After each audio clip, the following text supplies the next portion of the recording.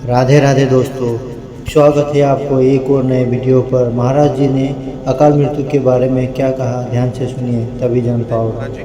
महाराज जी अकाल मृत्यु जैसा कुछ होता है क्या? जबकि मैंने सुना है तिल बढ़ने पर से महत लगता है। अपराध बन जाने पर, जैसे आपकी आयु 80 वर्ष है और आपने कोई महत अपराध कर दिया, फिर आपके ऊपर अकाल मृत्यु लागू हो जाएगी, तत्काल दंड दिया जाएगा।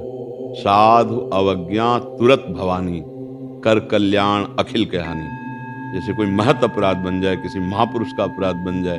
महत अपराधों में जैसे पुत्री है, अपने द्वारा पोषित है, पूज्य है, और अगर उसका किसी तरह से अभद्र व्यवहार या माता पिता के द्वारा ऐसे, तो बहुत से ऐसे महत अपराध हैं जो तत्काल आयु श्री कीर्ति उनको तत्काल नष्ट कर देते हैं, फिर वो अकाल मृत्यु को प्राप्त हो जाए। नहीं तो जैसे लिखा है, राई घटे न तिल बढ़े, रहुरे जीव निशंक, वो तो बिल्कुल करेक्ट है। अब वर्तमान में जो अपराध बन गया, तो तुरंत भवानी, कर कल्याण अखिल के हानि, समस्त शुभ कर्मों को नष्ट करके उसको तत्काल दंड मिलेगा।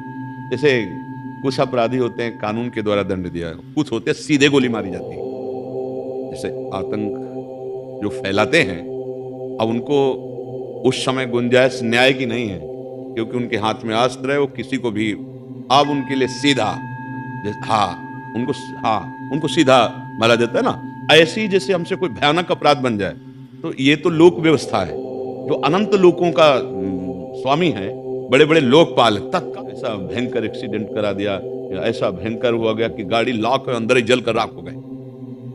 अब ये सुकृत नष्ट हो गए, भारी पाप बन गए, उनका कष्ट भोगना पड़ रहा है।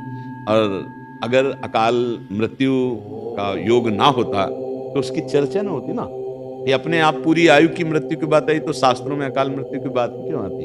तो अकाल मृत्यु आती महत अपराध बन जाने पर, तत्काल आपके सुकृत नष्ट हुए, आपको योग बनेगा और आप नष्ट हो जाएंगे। यद्यपि आपकी आयु थी कि आप 80 साल जीते, पर आपने भयंकर अपराध कर दिए, आपकी आयु छीन हो गई, आपकी कीर्ति नष्ट हो जाएगी, आपका स्त्री नष्ट हो जाएगा, वैभव नष्ट हो जाएगा। ऐसा होता है, वो फिर मृत्यु को तत्काल। अब जैसे अकाल मृत्यु जैसा कोई अपराध बन गया और बनने वाला और हमारी होने वाली, अब हम भगवान का चरणामृत, भगवान के आश्रय नाम तो कट सकता है। अकाल मृत्यु हरणम सर्वव्याधि विनाशनम श्री कृष्ण पादोदकम पीत्वा पुनर्जन्म न विद्यते। जैसे तीनों टाइम हम भगवान का चरणामृत पिए, तो अकाल मृत्यु का योग बनने वाला वो भी कट जाएगा, और रोगों का नाश हो जाएगा, और भगवान की प्राप्ति भी हो जाएगी। चरणामृत में बड़ी ताकत। अकाल मृत्यु हरणम सर्वव्याधि विनाशनम श्री कृष्ण पादोदकम पीत्वा पुनर्जन्म न विद्यते। तो ऐसा भी है, अगर अकाल मृत्यु ना होता तो इस श्लोक में कैसे आता?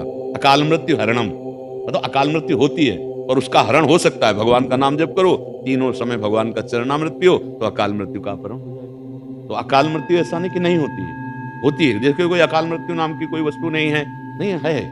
आपके द्वारा अगर महत अपराध बन गए तो फिर ऐसा है।